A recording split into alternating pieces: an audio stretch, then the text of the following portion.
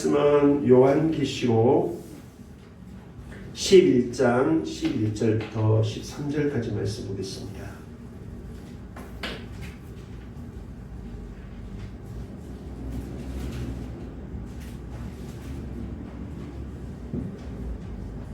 요한계시록 11장 11절로 13절까지 함께 읽겠습니다. 3일 반 후에 하나님께로부터 생기가 그들 속에 들어가매 그들이 발로 일어서니 구경하는 자들이 크게 두려워하더라. 하늘로부터 큰 음성이 있어 이리로 올라오라 함을 그들이 듣고 구름을 타고 하늘로 올라가니 그들의 원수들도 구경하더라.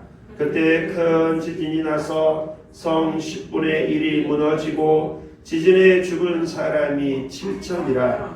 그 남은 자들이 두려워하여 영광을 하늘의 하나님께 돌리더라. 아멘. 하나님께서 저와 여러분들에게 이런 은혜를 주시기를 원합니다.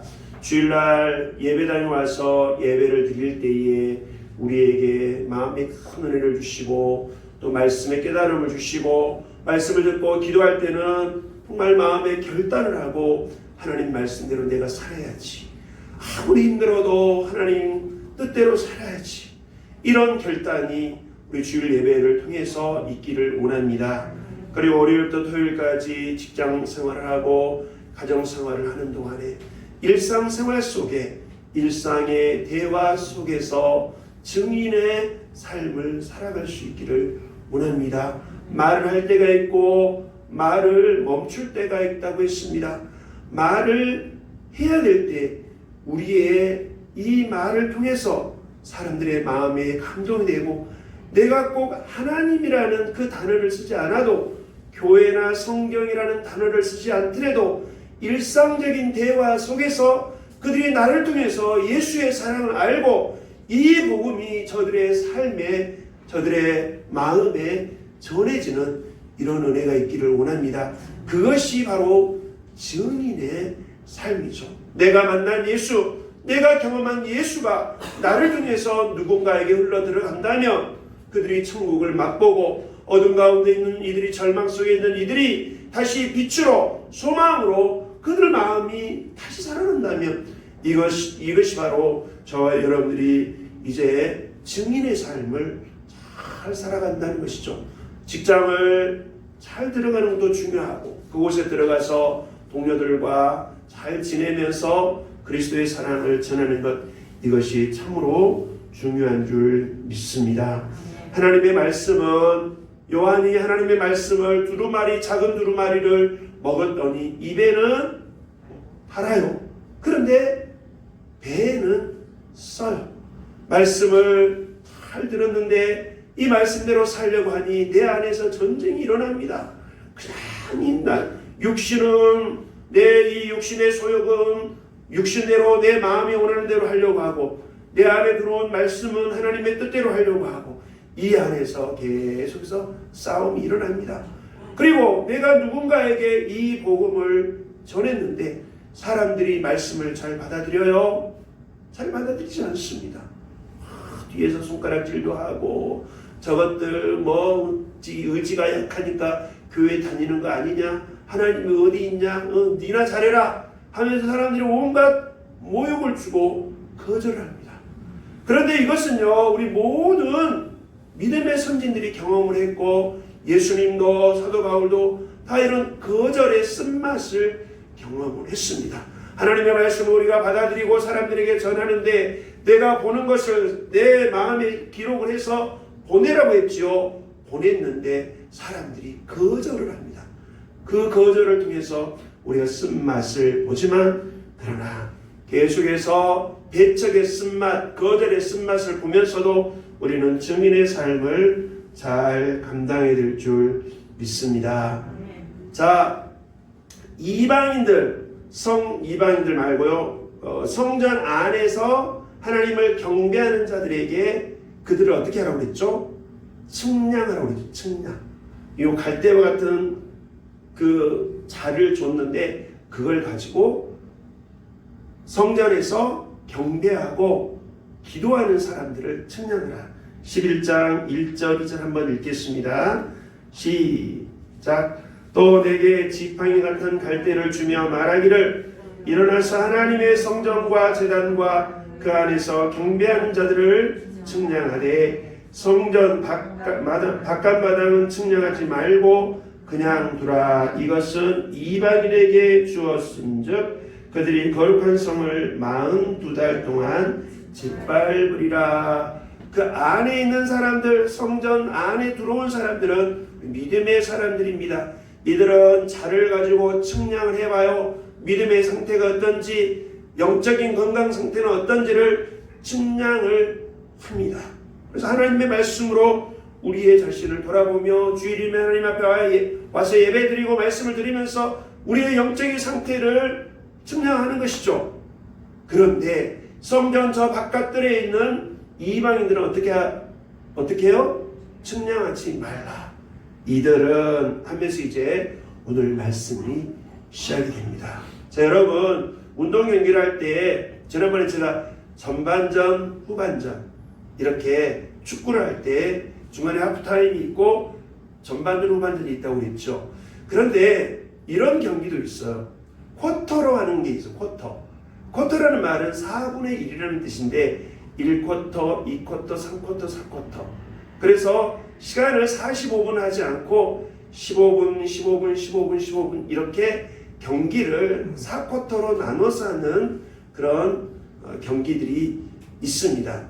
우리가 축구를 할 때도 너무 45분이 기니까 그렇게 나눠서 여러 번 하는 경우가 있습니다.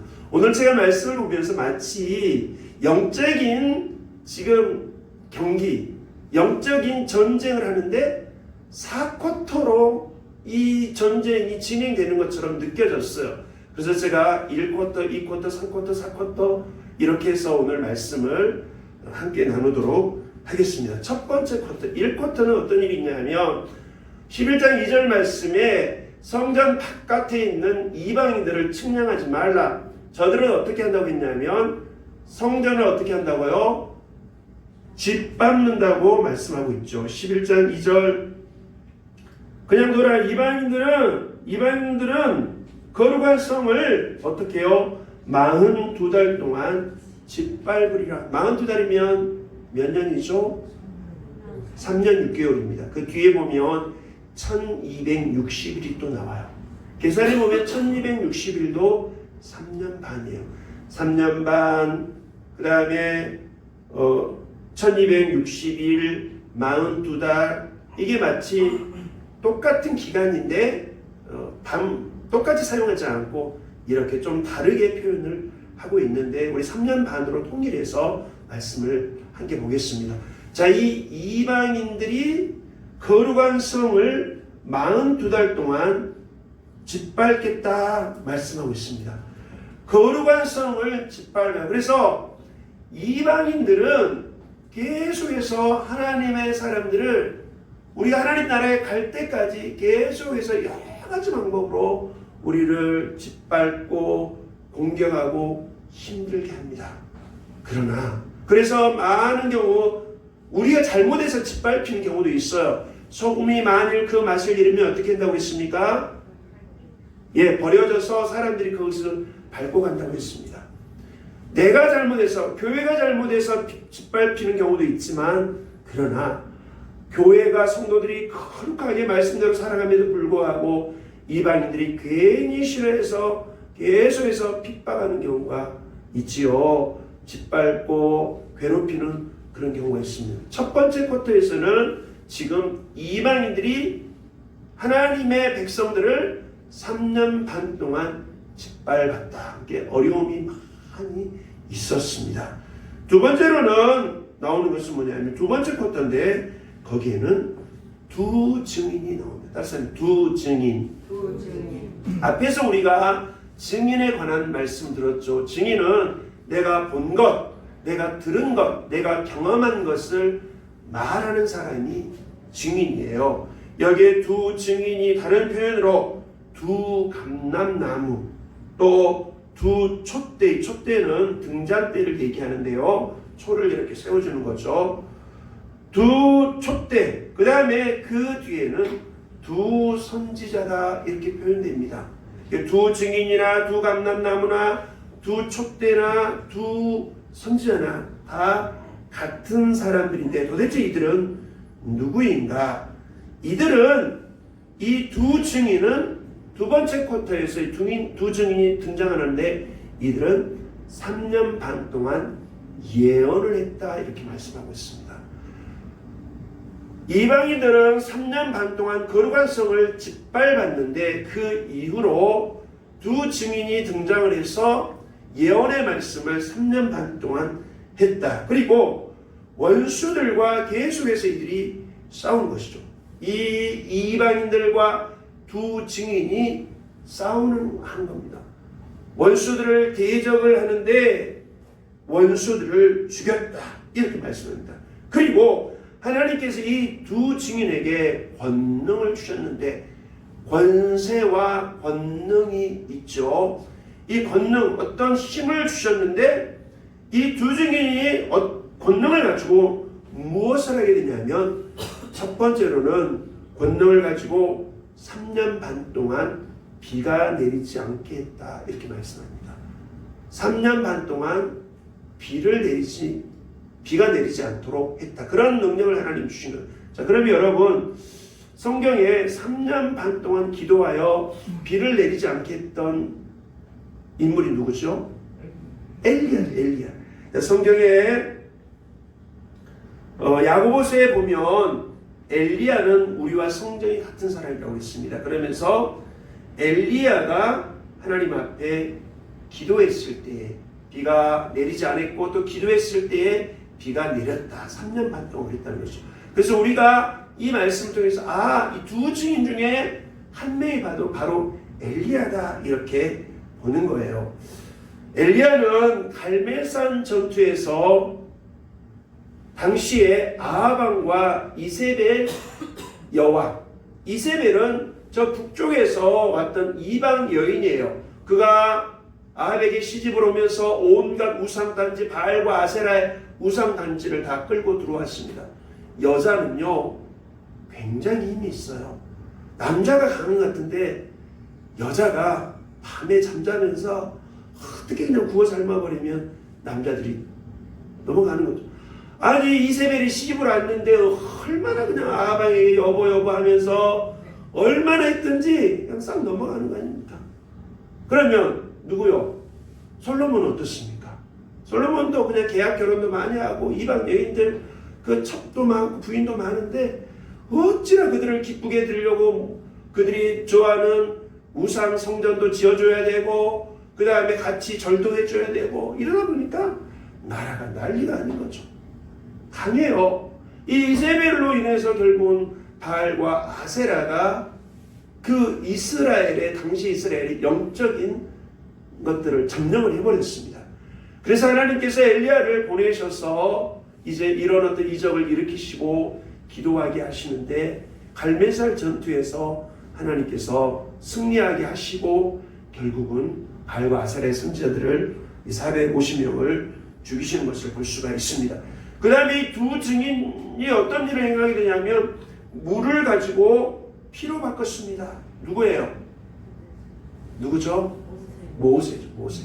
10가지 재앙 중에 첫 번째 재앙이 물을 가지고 피로 만드는 재앙이었죠. 그리고 여러 가지 재앙을 내렸다 이렇게 얘기하죠. 그리고 첫 번째로는 3년 반 동안 비를 내리지 않았다. 물을 가지고 피로 만들었다. 그 외에 여러 가지 재앙. 첫 번째 재앙 외에 나머지 9가지 재앙을 바로왕 앞에서 모세가 행하게 됩니다. 엘리야는 선지자를 대표하고 있고 모세는 율법, 하나님으로부터 율법을 수여받은 그런 인물이죠. 그래서 이들이 모세는 애굽과 그 다음에 바로왕을 대적을 합니다. 애굽과 즉 애굽의 신들을 대적을 하죠. 엘리야는 아합과 이세벨 즉 바알과 아세라의 신과 대적을 합니다. 오늘 말씀의 두 두 감람나무, 두 촛대, 두 선지자는 바로 원수들을 대적하고 원수들을 죽이고 3년 반을 예언하며 하나님의 뜻을 전했다는 것이죠. 그래서 첫 번째 쿼터에서는 이방인들이 하나님의 성을 짓밟았다. 하나님의 백성들을 짓밟았습니다. 괴로움을 당했죠. 두 번째 쿼터에서는 두 증인이 등장하면서 3년만 동안 예언하며 원수들을 죽이고 멸하게 됐다는 겁니다. 그런데 3쿼터에서는 좀 더 센 놈이 등장을 합니다. 이 센 놈은 누구냐 하면 무저갱에서 올라온 짐승이라는 것입니다. 악한 세력 중에서도 가장 강력한 이를 등장을 시킵니다. 그래서 이 강한 짐승, 무저갱에서부터 올라온 이 짐승이 등장하면서 상황이 또 어려워졌습니다. 전쟁이 일어나고 이 악한 세력들이 최후의 발악을 하게 되는데 이 무저갱에서 올라온 짐승이 바로 이 두 증인을 죽였다. 두 증인을 죽였다 말씀합니다. 그리고 죽였는데 3일 반 동안 장례식을 못했어요. 그래서 이 시체가 어디에 떠돌게 되냐면 큰 성에 그 시체가 이리 뒹굴 저리 뒹굴 했다라는 것이죠. 큰 성 길에 이 시체가 이리 뒹굴 저리 뒹굴 했다. 장례식을 하지 못하게 됐다는 것이죠. 적어도 장례는 죽은 사람의 장례는 치러야지 예인데 그 장례를 치르지 못할 정도가 됐다는 것이죠. 그리고 무저갱에서 올라온 짐승과 그 편들이 지금 어떤 반응을 보이냐 하면 이 두 증인의 죽음을 보고 박수를 치면서 즐거워하고 그리고 서로 선물을 주고받으면서 어쩔 줄 몰라 하며 조화를 합니다. 자기들이 이제 완전히 이겼다라는 것이죠. 예언자들을 죽이고 또 하나님의 말씀 율법을 수여받았던 모세를 죽이고 그들을 다 멸하게 돼서 이제는 완전한 승리를 했다고 그들이 생각을 했습니다. 영적으로는 이 큰 성은 소돔이요 애굽이요 십자가에 못 박힌 곳이다라고 설명되어 있죠. 이 시체가 나뒹굴었던 그 성, 그곳은 바로 영적으로 소돔이요 애굽이요 십자가에 못 박힌 곳이다 말하고 있습니다. 소돔은 죄가 가득한 곳입니다. 아브라함의 조카 롯은 아브라함 삼촌이 네가 먼저 선택해라 했을 때에 좋아 보여 소돔과 고모라 성을 선택했는데 문제는 뭐냐면 그곳이 잘 사는 나라였습니다. 잘 사는 성이었지만 문제는 그곳이 동성애와 온갖 제약들이 가득한 그런 곳이었다는 거죠. 보기에 좋았지만 그러나 죄가 가득한 곳이었고 결국은 그곳이 바로 나중에는 불과 유황으로 심판을 받게 됐습니다. 애굽은 정말 기름진 곳이었습니다. 애굽 라인강 그리고 저 강 하류의 삼각지 지역 기름진 땅 정말로 말도 못하게 좋은 그런 땅이었습니다. 그러나 이 애굽도 결국은 하나님께서 심판을 하시게 됩니다.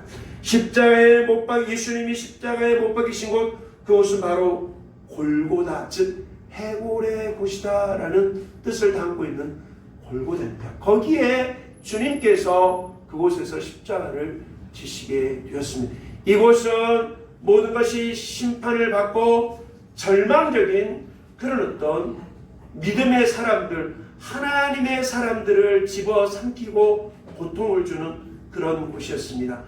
아무런 소망이 없는 그런 곳이었죠. 그래서 3쿼터에서는 이 무저갱에서 짐승이 올라와서 강력한 힘으로 두 증인을 죽이고 그리고 하나님의 말씀과 하나님의 역사를 집어삼키면서 그들이 이제는 온전한 승리를 얻었다 이렇게 말을 하고 있습니다.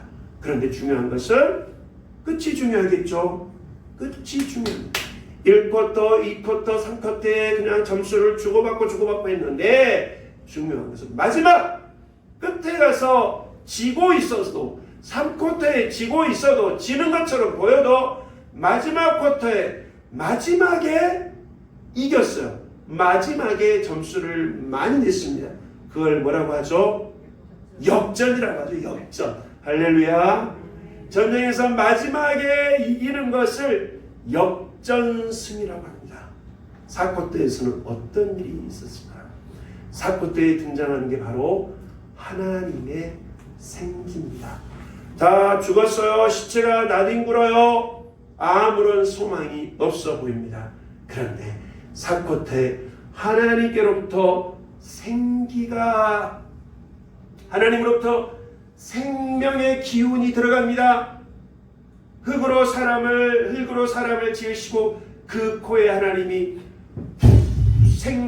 생명의 기운을 불어넣자 사람이 살아있는 영이 되었습니다. 하나님의 형상대로 지음받은 정말로 훌륭한 존재가 되었습니다. 모든 동식물은 하나님이 말씀으로 창조하셨지만 사람은 다르죠. 사람은 그 코에 생기를 불어넣을 때에 생명이 됐습니다. 3일 반 동안 시체가 나뒹굴었는데 3일 반 후에 하나님께로부터 생기가, 하나님께로부터 뭐가요? 생기가 들어가더니 그 시체가 일어섰습니다. 할렐루야.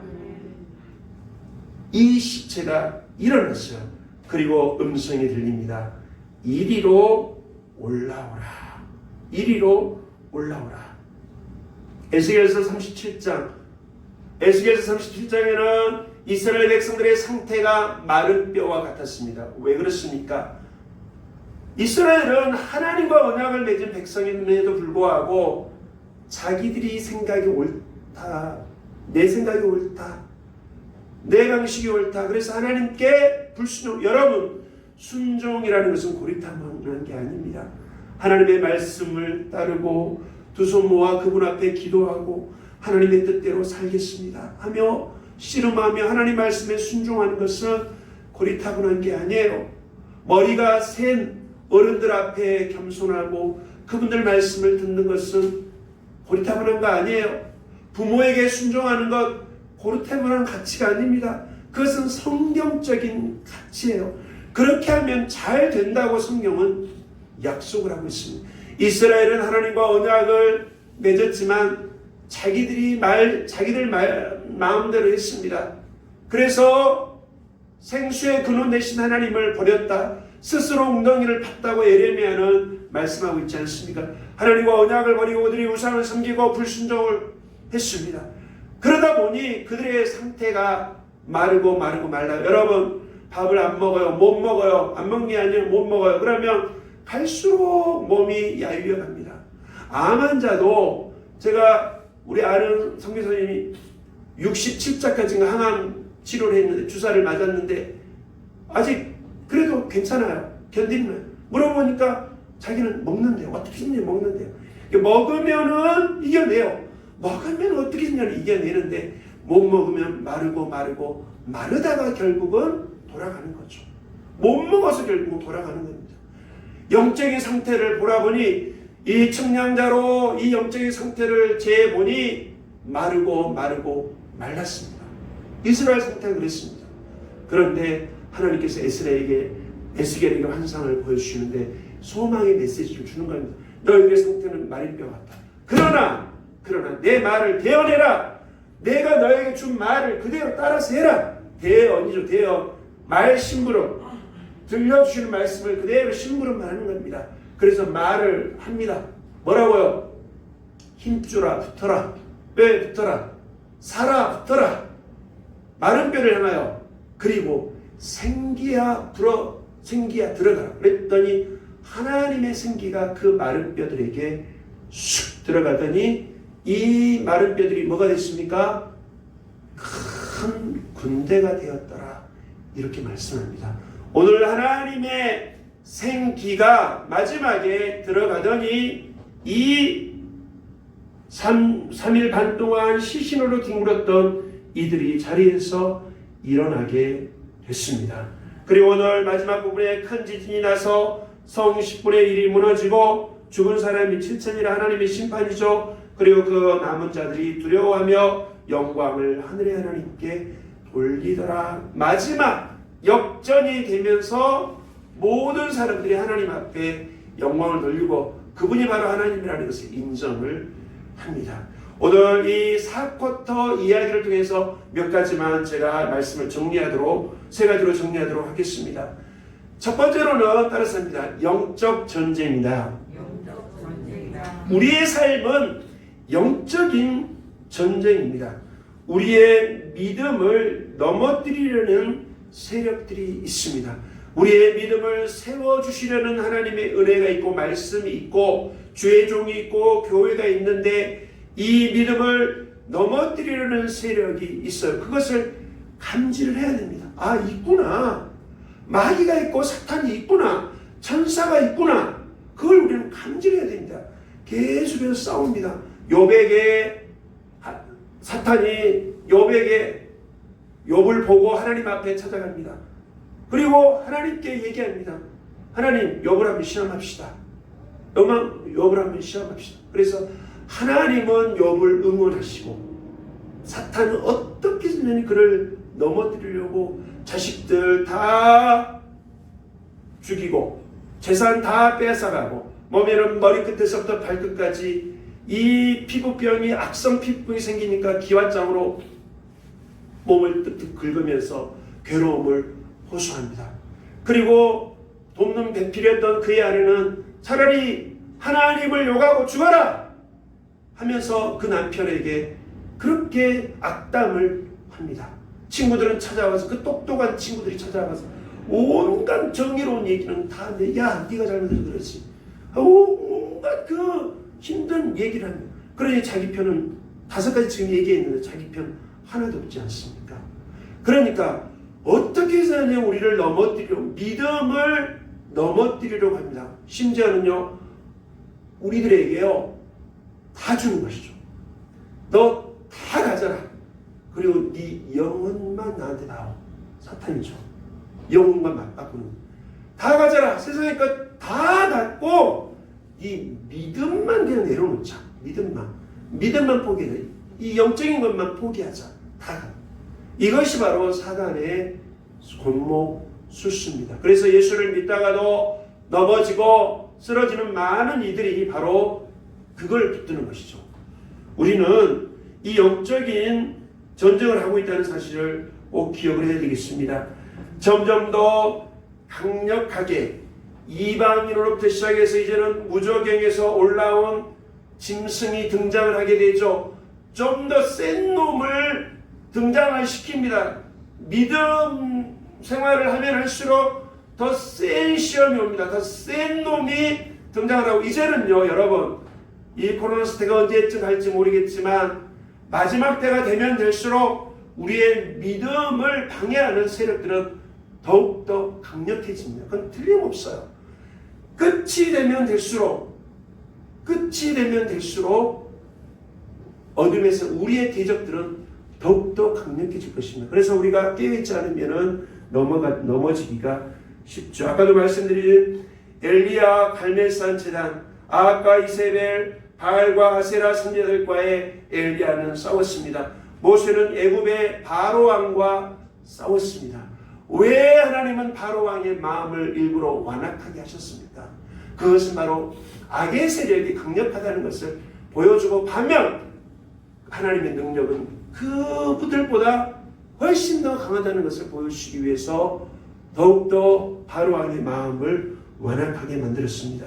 예수님은 어떠셨습니까? 예수님도 넘어뜨리려고 심지어 했던 이들이 많이 있었습니다. 당신 십자가에서 내려와서 당신이 하나님의 아들이라는 것을 온 사람들에게 다 한번 보여줘 보시오.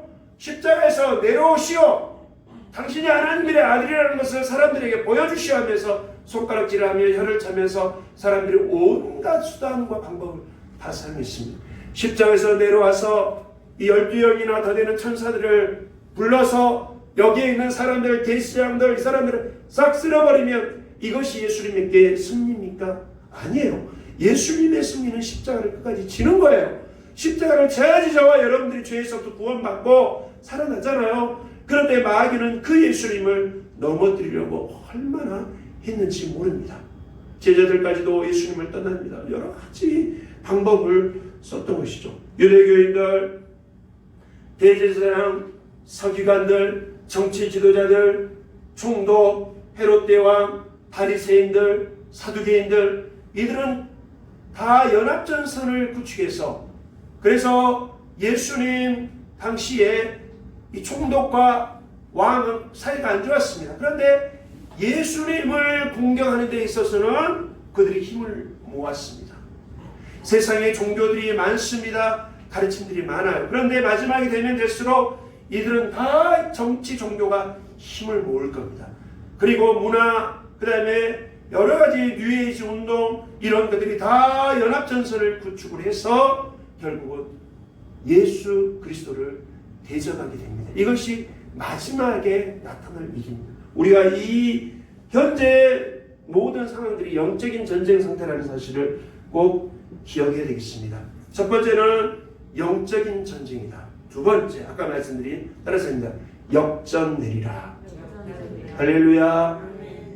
다행이지 않습니까? 예, 역전이다, 역전.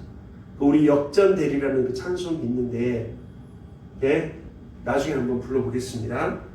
마른 뼈 같은 이스라엘 절망절입니다. 그러나 에스겔이 말씀을 대언하자 일어서고 큰 군대가 되었다.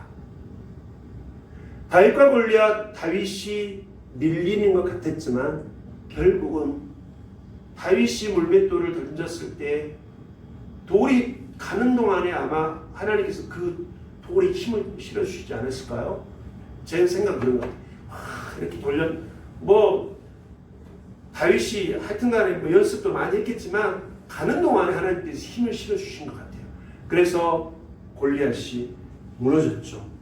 하늘로부터 생기가 들어갔을 때에 사는 역사가 있었습니다. 우리의 삶은 어땠습니까? 여러분들의 전반전의 삶은 어떠셨습니까? 1쿼터, 2쿼터, 3쿼터의 삶은 어떠셨습니까? 4쿼터에 이제는 성령이 우리 가운데 임함으로 예수님의 12명의 제자들은 예수님을 부인하고 떠나버렸습니다. 도망가 버렸어요. 그러나 오순절날 성령이 그들에게 임했을 때 역전의 역사가 일어난 줄 믿습니다. 아멘. 사도행전의 놀라운 역사들이 그들이 그것을 기록하고 그 증인의 삶을 사도행전은 보여주고 있습니다. 예수님 물어보면 엉뚱한 대답이나 했었고 그냥 또 도망가고 부인하고 이런 그들이 성령이 그들 가운데 임했을 때에 변화되고 새로워져서 역전 인생을 살게 되었습니다. 예수님께서 이제 나사로를 일으키셨습니다. 예수님 또한 골고다 해골에 보신 십자가에서 죽으셨죠. 제자들 다 도망갑니다. 그러나 예수님은 3일 만에 다시 살아나셨죠. 3일 만에 다시 살아나신 이 자체가 역전을 보여주고 있습니다. 그리고 부활 승천하셨습니다. 아까도 말씀드린 것처럼 제자들에게 오순절날 성령으로 임하심으로 제자들은 다시 일어납니다. 도망자, 비겁한 자였던 그들이 이제는 이 복음을 위해서 사람들을 살리기 위해서 자신들이 순교자가 되었습니다. 순교자가 된 그것은 실패가 아니라 완전한 승리였습니다. 예수님이 십자가에 지신 것은 실패가 아니라 완전한 승리요, 부활과 승천이 그 더한 승리를 보여주고 있습니다. 마지막 세 번째로는 따라서입니다. 증인들이다. 예, 오늘 두 증인인 모세와 엘리야처럼 우리 성도들도 증인들입니다. 죽임을 당하더라도 이리 치고 저리 치고 이리 굴림 저리 굴림 당해도 이방인과 무적행의 짐승까지도 이기고 주님 앞에 서게 될 거룩한 사람들이 바로 두 증인을 비롯한 오늘 자리에 계신 저와 여러분들 성도들이요 교회인 줄 믿습니다. 세상이 이런저런 말을 하고 이리 치고 저리 치고 입방아를 치고 온갖 댓글과 모독하는 말을 하면서 그렇게 우리를 이리 불리고 저리 불릴지 모르지만 결국 우리는 이방인과 무적의 짐승을 이기고 하나님 앞에 서게 될 거룩한 백성들인 줄 믿습니다. 사람들이 그날을 두 눈으로 똑똑히 볼 것이다. 마지막 승리의 그날, 마지막 금메달 트로피를 받는 그날, 마지막 하늘나라로 올라가는 그날을 다 볼 것이다 말씀하고 있습니다. 호령과 천사장의 나팔 소리와 함께 다시 오실 주님, 구름 타고 다시 오실 주님을 모든 사람들이, 온 세계 사람들이 다 볼 것이다라고 말씀하고 있습니다. 이제 저와 여러분들이 다시 한번 결단을 해야 되겠습니다. 중간은 없습니다. 중간에 선 사람들은 심판밖에 없어요. 예, 경기를 할 때 중간은 없어요. 중간에 서 있는 사람은 심판자밖에 없죠. 주심, 선심, 이런 사람들밖에 없죠. 결국은 우리가 하나님 편에 설 것인지 어둠의 편에 설 것인지 결단을 하는 거죠. 두 사이에 머뭇거리지 말고 주님 손에 붙잡힌 바 되시기 바랍니다. 온전히 주님께 맡기는 삶을 살기를 원합니다. 눈치 보고 계산하고 주님과 줄다리기 하면서 맡기지 못하는 삶이 아니라 주님 앞에 온전히 맡기면 책임지겠다고 약속하셨습니다. 하나님께 맡기지 않으면 나 모른다, 어떻게 내가 해야 될지 모르겠다 이러시지만 맡기면 책임지겠다고 약속하셨습니다. 마지막에 승리하는 역전의 주인공이 되시기를 예수님의 이름으로 축원드립니다. 주님과 함께하면 마지막에 이깁니다. 그러한 승리자 되시기를 예수님의 이름으로 축원드립니다. 예수님을 믿고 역전 인생을 살게 하셔서 감사드립니다. 마른 뼈처럼 그렇게 연약하고 다 잃어버린 것 같은 우리 인생, 하지만 하나님의 영이 우리 가운데 임함으로 우리가 새로워진 줄 믿습니다. 두 사이에서 머뭇하지 마라, 결단해라, 맡겨라, 주님 말씀하셨습니다. 맡기는 인생, 마지막에 승리하는 인생, 사쿼터의 완전한 승리를 거두는 인생 되도록 축복하시옵소서. 예수님의 이름으로 기도드리옵나이다.